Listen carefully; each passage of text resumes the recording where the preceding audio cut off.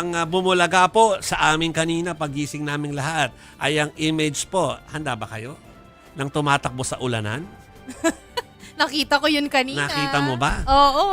Si General, General Torre ay alam mo yung si Rocky? Yun na nga Kapag ka eh. nag-i-ensayo, ayan. Yan. Parang gusto ko siyang lagyan ng tugtog. Kaya So, nga eh. siya po ay nakasampung laps daw ha.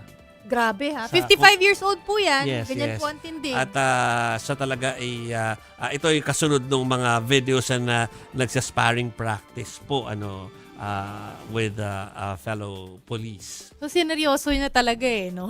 Okay. At mukhang hindi lang siya ang nagseryoso dyan. Oo. Kasi alam natin na aside from Araneta, ay talaga ang naging final sana na lugar nung suntukan ay hindi na sa Araneta kundi sa Rizal Memorial Coliseum. Pinaredy na nga daw niya eh.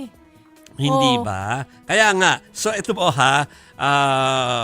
at hindi lang yon, naglabas pa po ng resolusyon. Dito ako nagulat kanina eh. Naglabas ng resolusyon ang Games and Amusements Board o GAB para matiyak ang kaligtasan, integridad at sportsmanship sa charity boxing match sana ni na PNP Chief Nicolas Torre III at Davao City Acting Mayor Baste Duterte. Alam mo, kayo na pa namin sinasabi na sana. Kasi parang hindi na po talaga matutuloy. Kahit nakita ko dun sa stadium na may mga picture ng Philippine Star na itinatayo na yung ring sana. Ayun na nga, nire-ready na. Nire-ready na, no? At parang nililinis na yung venue. Oo. Hindi na yata matutuloy kasi parang meron ng report ng Philippine Star at saka ito ay galing mismo sa NBI at sinasabi na lumipad nga palabas ng bansa si Acting Mayor Baste Duterte. Oo. Papunta ng Singapore. Pero sinabi ba kung anong ginagawa sa Singapore ngayon? Basta may Wala. kasamang family, Family, and may kasamang friends. family, oo. So, di mukhang hindi na matutuloy yun. Kasi kung lumipad ngayon, di ba namang hindi babalik unless sa Sunday. mag-overnight lang siya doon, ha? Pwede rin. Yeah, pero kung ano pa man. Pero most likely not. So yan po, alam ko maraming sumusubaybay niyan mga kapatid. Mukhang di po talaga matutuloy no. Sabi ko nga kanina, naku baka sipunin si General Torre. Pero mukhang confident siya sa ginagawa niya dyan. Mukhang ready pa siya sa Sunday. Kaso wala yung kalaban niya eh. Sabihin ko lang ha, nagpipresenta kasi si Larry Gadon na maging referee. Oh!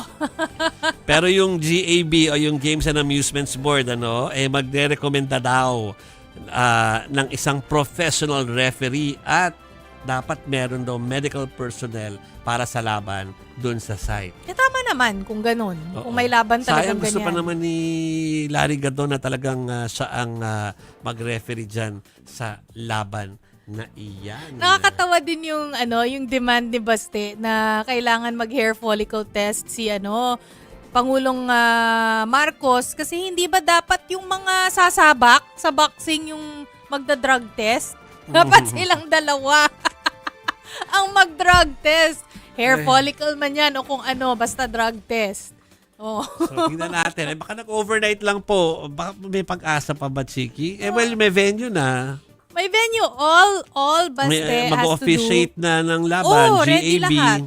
Diba? So, if ever makabalik at kaya, sana matuloy. Basta i-cover po namin para sa inyo. If ever yan.